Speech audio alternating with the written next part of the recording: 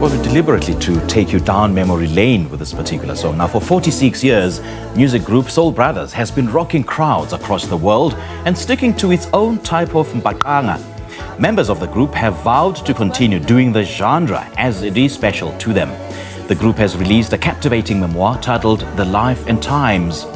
Authored by Sydney Maluleke, the book provides an intimate glimpse into the history, the music, the essence of the Soul Brothers, shedding light on their rise, their challenges, and the indelible mark they've left on the world of music. Now, this morning, we are in conversation with Moses Ngwenya, the only surviving original member of the Soul Brothers. And, we hope to be joined by the author of the book, Sydney Maluleke. But we now welcome Mr. Ngwenya. Baba Ngwenya, a very good morning. Thank you so much for joining us. Welcome. Thanks, I'm happy to be here. And happy Heritage Day. Sure, yeah. I was hoping to see you in, your heritage garb. Amen. Life happened, ne? Yeah, like only. Now, as the only surviving member of the group, just take us through some of the fondest memories. I mean, just listening to this song, it was one song that was so deep, man. It had so much depth, and it was sorrowful for some reason. Just take us through, the fondest memories that you have of this group. Yeah, some people, we started this group, I think it was 1975, and our first hit was 1976. Then it happened in 1979, one of our guitarists passed away. His name was Tuzam Teto. Yeah.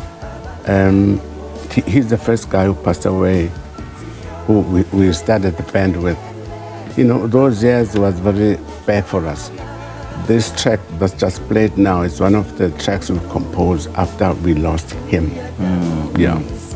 Now, did you think that your music would live up to this day? Because, there's an emergence of new genres, new music, but you decided to stick to your genre, to your own type of music. Yeah, when we started, we didn't really know that we'll be still playing this type of music even now. But luckily, we have a very good fan base and people who are loyal to us. Yeah. Whenever we release a record, they will support us and buy the record more than the previous ones. Yes. So we decided not to change the type of music. And they are telling us as well that, please, guys, don't change this trend of music because you created this type of Mbaqanga. So no one plays this type of music better than you guys. So we decided to stick to it, just improve it here and there. What makes you think that people are so enchanted and so enthralled about your music? What makes you think that people still love your music? I mean, my father in particular would kill anybody who would just, disrupt his love for Mbaqanga music, in particular Soul Brothers. What makes you think? And it's only now that I've grown older that I get to understand why he was so mad about Soul Brothers. I think it's our music that we did then at the time, they had good lyrics that builds families, that builds children, everyone to respect everyone. And again, we were popular at that time, but we didn't take it like we are over our fans. We always respect our fans, wherever we are, and we always give them what they want. Yeah. Now, Baba Sydney Maluleke has decided to author a book, The Life and Times. So when he approached you, to write this book, what was your original reaction? This boy, he's a young boy from Limpopo. I was surprised firstly when he called me. He said, Baba Ngwenya, I know your music from he quoted our old music. He said his father used to play, as you said. Yeah. And he came to me. That was after I was involved in a car hijacking incident in Joburg, Rosenville, and they shot at me, and luckily I survived that. After 3 months from there, David Masonda, our lead guitarist, got sick and unfortunately passed away. That's when Sydney told me, Baba, we must write the book for the Soul Brothers because you nearly died beginning of the year and David just passed away.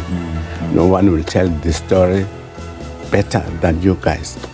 That's when we started I gave him some pictures and newspaper cuttings, Yes.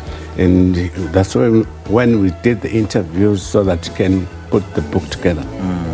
Yeah, we're very happy. And having read the book and having worked with him in terms of providing more information that would serve as an input to this book, do you think that it was an accurate depiction of the legacy of Soul Brothers?